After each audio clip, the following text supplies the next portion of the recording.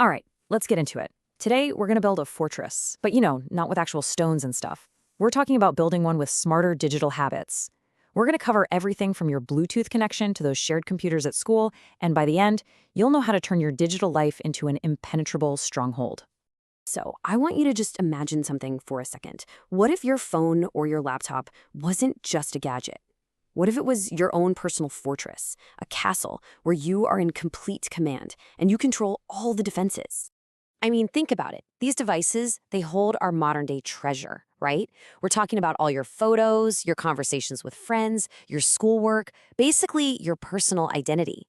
That whole thing is your digital life, and it is absolutely worth protecting. So let's just make it official. For this whole explainer, we're going to be thinking in terms of your digital fortress. And guess what? That makes you the guardian.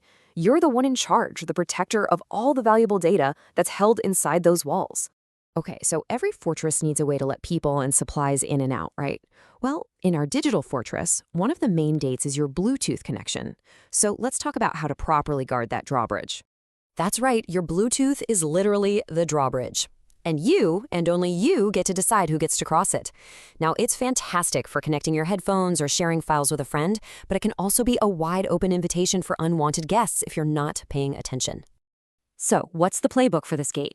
It's a super simple three-step protocol. First, you raise the drawbridge by turning your Bluetooth on.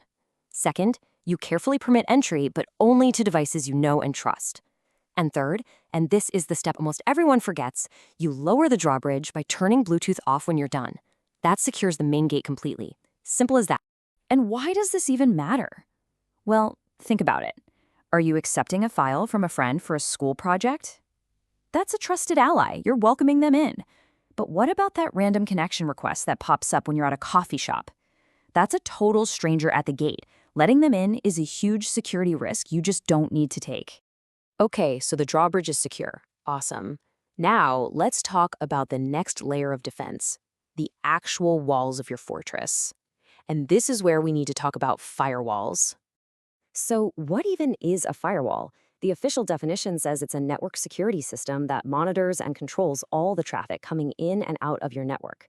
Basically, it's like a digital border patrol. It checks the ID of every single bit of data against a list of security rules to decide if it gets in or gets sent packing. But, that sounds kind of technical. Let's make it way simpler. Just think of a firewall as the strong, invisible wall that surrounds your entire digital fortress. It's always there, it's always watching, and it's always on guard.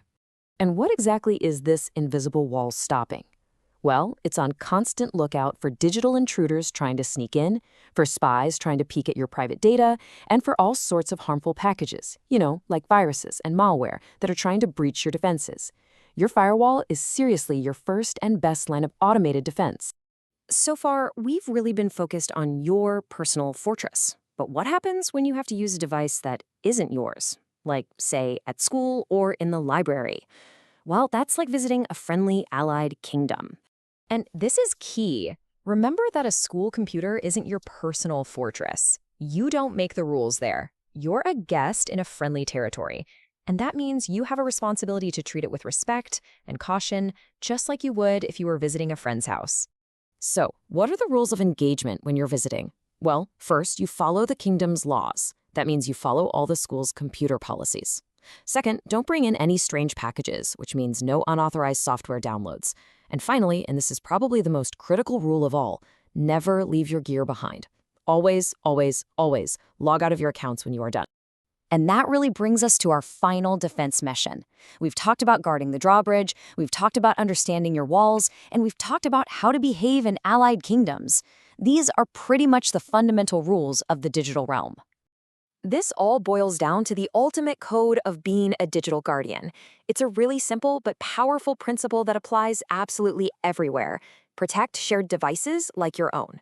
Whether it's your personal phone or a library computer, treat it with that same level of care. Digital defense isn't a one-time thing you set up and then forget about. It's an ongoing mission. You've learned the tactics to keep your fortress safe today, but the digital world is always, always changing.